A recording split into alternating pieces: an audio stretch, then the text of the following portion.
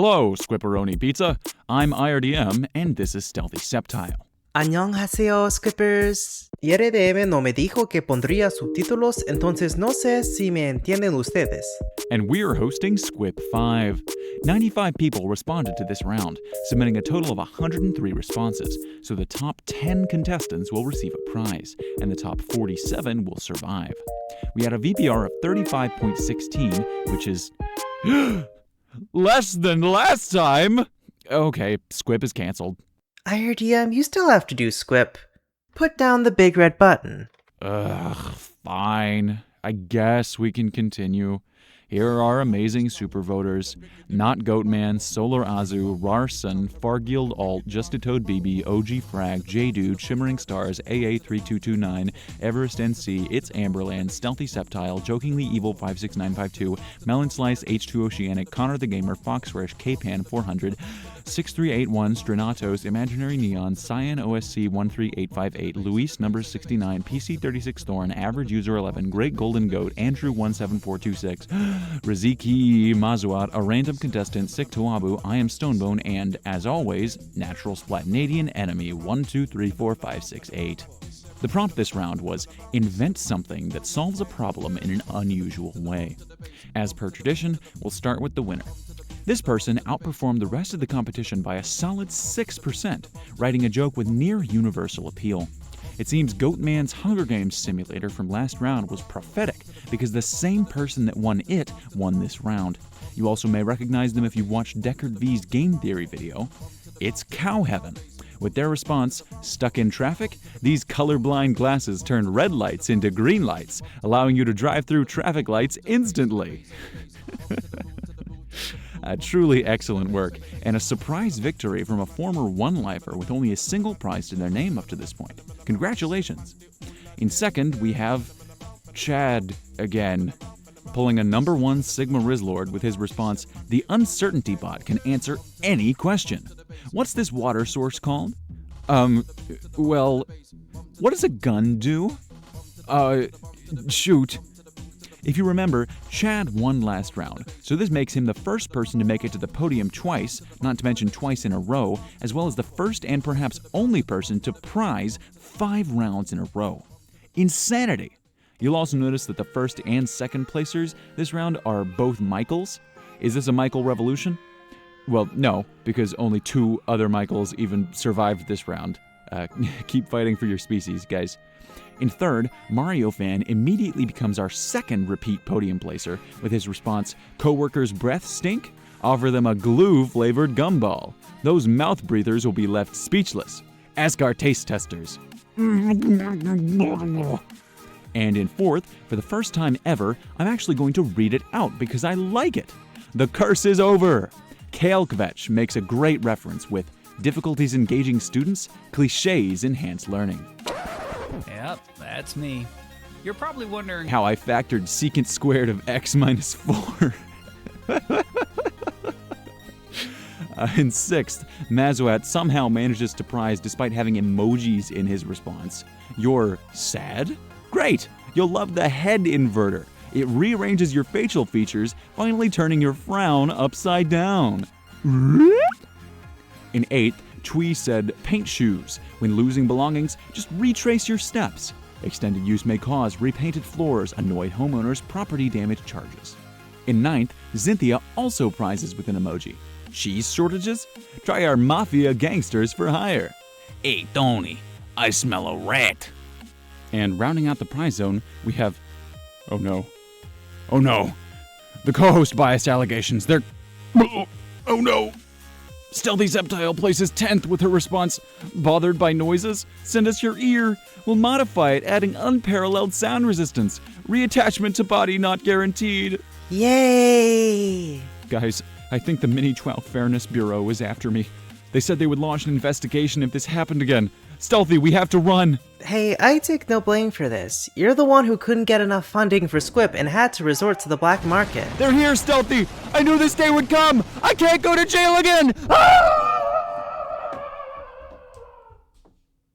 Okay, well since IRDM is currently being chased by several international regulatory bodies, I guess I'll read the responses until she gets back. Just missing out on the prize zone is Swa, who said, "The Trashinator trademark helps to keep our streets beautiful by vaporizing the #1 source of filth. Litterers." In 12th, Vericaris suggests subtly influencing politics by making the populist cha-cha slide to the left.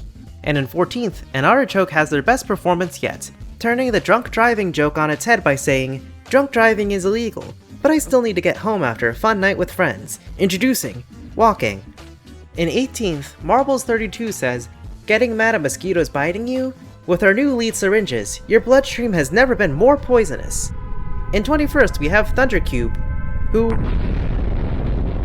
Yes! My targeted nuclear strike wiped them all out! Nuclear strike? Isn't that a war crime? No. For unrelated reasons, put on this radiation suit. I can take the readings from here. In 21st, Thundercube said, "Air conditioning too expensive? Cool your house down with the Dark Lord's forbidden obelisk of eternal ice. Side effects possible." In 22nd, Sinblitz advertises a unique form of getting your needs met. Needing food, shelter, entertainment? Our patented technique, Commit a Crime, sends you to a special place with all of those. In 27th, a random contestant fends off the mid-packing curse with an even better placement than last time, saying, "Periodic table not helpful with showing properties? Our upgraded periodic table includes samples from every element, including active oganescent!" One placement lower, we have Average User 11, advertising their patented technique of dispersing crowds, the unshower, which I can only imagine involves entering his gamer nest for more than 5 seconds.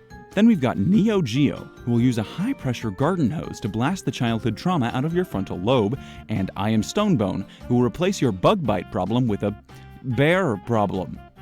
Stren makes edible chairs, Sebastian Foxington teaches his students that the most populous American state is gas, The Incident gets you a cool set of wheels, quadriplegic style, and the Axolotl invents socks. And with that, we're at our final 10 safety spots.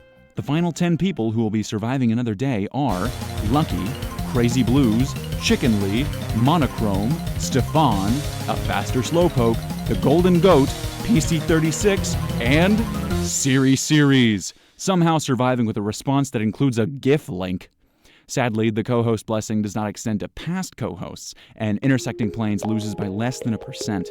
This almost didn't happen, but then Ceres came in with a steel chair vote in the last 10 minutes of the voting period, and was the literal last voter, pushing herself up a slot and In Planes down one. This is why you always vote, kids. Intersecting Planes didn't vote, and now he's slightly less healthy. Oh no! Anyway, now we're gonna trawl through all the sad dead people, and Stealthy will read out their zestiest dying responses. Surf says, "Ink gun, for when you need to write something down from really far away. We're not responsible for any damage." Just a Toad BB says, "Shoot, I don't know. Monkeys, respond for me." Ash at PB Jam exploiting infringent unpaid laborers. Wait, no, stop that. Topaz says, "My computer isn't enough of a piece of shit that doesn't work, so I'm announcing my new company, Lenovo." New Selkit says, "Our vacuum stops shedding at the source." Cuts to a very angry, hairless chihuahua. I'll be using the username Goobry says, "The military loves my Arby's orders." Target locked, loading Angus cheesesteak. All of our food keeps blowing. Anthony Sucks at Gaming says, "I present the glass glove. Tired of not being able to see your hand through glove? Boom." Sergeant Snivy Alt says, "The blank solves blank by blank. Please enter the funniest possible phrases into the blanks when voting. Thank you." TB.wav says drugs. Voice says drugs. Aced7 says, "Can people stop just responding drugs? It's really annoying."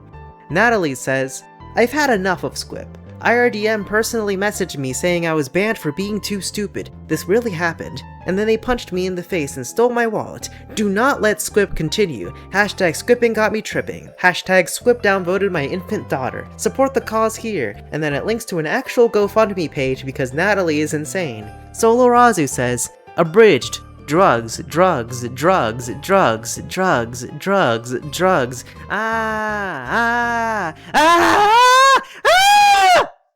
Alright, thanks for the help, Stealthy.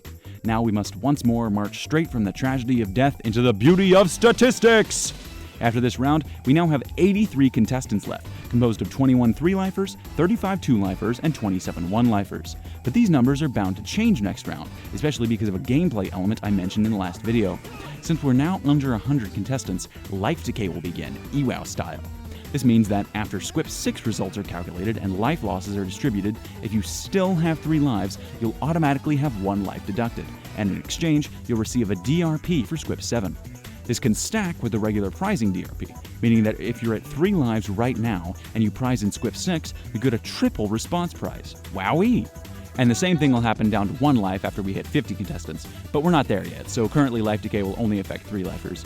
One perk you guys will be receiving as a reward for reaching the final 100 is the ability to change your profile picture.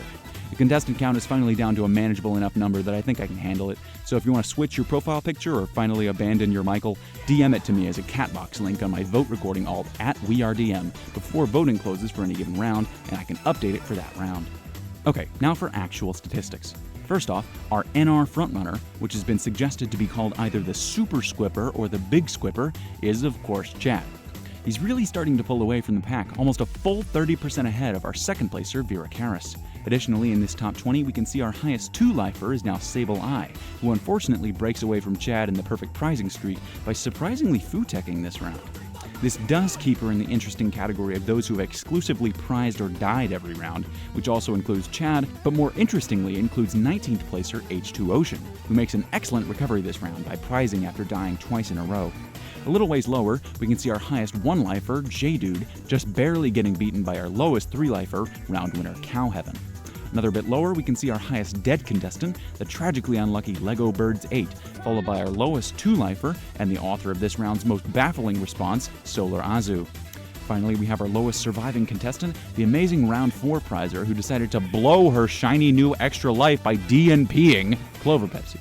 In other news, we're down to just 5 flatliners, or people who have never prized or died. Sandstorm, Swa, the Axolotl, Sebastian Foxington, and Siri Series. It seems that your name starting with an S sound makes you more likely to flatline, unless you're Austrian.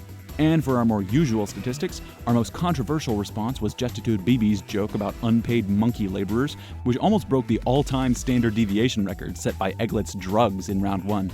Our most controversial surviving response was the aforementioned Siri Series' gif of Badlands chugging the ocean, and our most controversial prizing response was Chad's Uncertainty Bot, somehow getting second place despite having an over 30% standard deviation. The least controversial were, as you might expect, the responses that grotesquely violated the word limit, although Natalie has my commendations for being my favorite response of the round, and the first time my favorite response has been a dying response. Finally, she figured out how to throw in a way where she actually dies. It's beautiful. And the shortest responses were, dude, why has this joke not died yet? How do we still have multiple people responding drugs in the year of our Lord 2026? How many more episodes are we going to have to get through before nobody does this? Ah! In other news, Swa has the shortest surviving response, although it's a pretty normal length, all things considered. We had a 12-way tie for least voted response, and a surprising one-way tie, so not a tie at all, for most voted response, with Poppy Person coming out on top.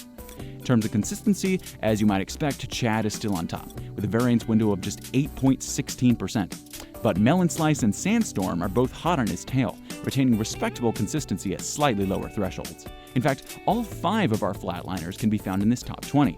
Who could have guessed that staying in the same region would make your score consistent? Crazy stuff.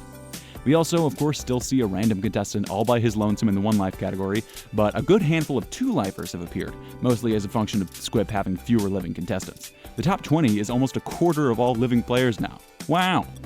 On the other end, our wildest survivor is the Cocoa Quartz, who had an amazing run and then fell into a coma or something. Somebody please wake him up. If we switch to only non-DNPers, we see our true craziest performer, the repeatedly statistically relevant Cow Heaven. Congratulations to all of you for pushing on despite having died at least once. Your fortitude impresses me greatly. And lastly, the family section. Unfortunately, I am a stupid baka chud and forgot to tell my parents about the prompt until the last day of the deadline, since they're not in the Discord for reminders, so they only had about 24 hours to work on their responses. And even more unfortunately, it was a work day for my dad, so he had virtually no time to do anything and DNP'd. but my mom works part-time from home, so she was able to dedicate an hour or so to it and put up another solid performance, staying at 2 lives and becoming my last living family member in the game. I'd like to specifically point out that if you're dead or have 1 life left, you're getting beaten by my mom. And additionally, when she was talking to me about her responding strategy, she mentioned that she was trying to, quote, think like a teenage boy. So take that for what you will. Alright, that's all the stats. Because I was too nice to you earlier by allowing PFP changes, I'm going to be evil to you and give you an acronym prompt. Write a humorous new meaning for an existing acronym. Your word limit is 8, and the due date is Sunday, July 19th at 7:02 p.m. EDT. Here are your example responses.